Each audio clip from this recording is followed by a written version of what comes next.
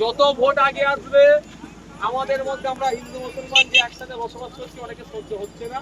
আমাদের মধ্যে বিভেদ তৈরি করে রাজনৈতিক কারবারিরা কি করবে, ফায়দা নেওয়ার চেষ্টা করবে। সব পাখি মাছ খায় আর মাছরাঙার দোষ হয়।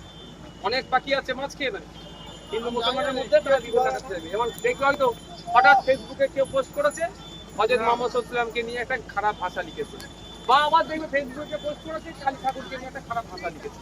হতে পারে। তোমাদের কাজ কি হবে, মাথা গরম করো নাকি? একদম না।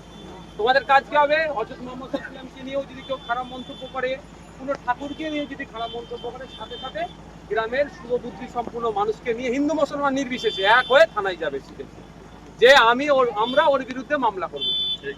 কোনো মুসলমান যদি কোনো হোক আর কোনো হিন্দু হোক, যে কেউ কোনো ধর্মের মানুষের বিরুদ্ধে কথা কোনো ধর্মের বিরুদ্ধে কথা বললে আমরা তার বিরুদ্ধে হিন্দু মুসলমান নির্বিশেষে এক হয়ে কি করবো, আইনা রাস্তায় নেবে, প্রতিবাদ নয়, আইনের দ্বারস্থ থানাতে গিয়ে তার বিরুদ্ধে কমপ্লেন করবো। করে আমি আপনাদের ভাই, আমার প্রতি আপনার বিশ্বাস আছে তো? আমার কাছে কাগজ পাঠাবে, ওই অফিসারের সাথে কথা বলবো, এসপি থেকে শুরু করে যা আছে ওই জন্য ডিজি বা যিনি যারা আছে ডিআইজি লাইন অর্ডার যারা যা আছে দপ্তরে, তাদের কাছে আমরা পাঠিয়ে সেই কুলঙ্গারকে আমরা গ্রেফতার করব। যে কুলঙ্গার ইসলাম ধর্মের সম্পর্কে, হিন্দু ধর্মের সম্পর্কে, দেব দেবীর সম্পর্কে, আল্লাহ সম্পর্কে, হযরত মুহাম্মদ সাল্লাল্লাহু আলাইহি ওয়াসাল্লামের সম্পর্কে যদি কেউ মন্তব্য করে, তাকে আমরা আইনের মাধ্যমে ছাড় দেব না। কিন্তু আমরা যে ইসলাম সম্পর্কে বলেছে চলো ওর বাড়ি ঘেরাও করা হবে, বা ও ঠাকুরকে নিয়ে বলেছে চলো ওর বাড়ি ঘেরাও হবে, এইসব করলে কি হবে, দাঙ্গা লাগিয়ে দেবে।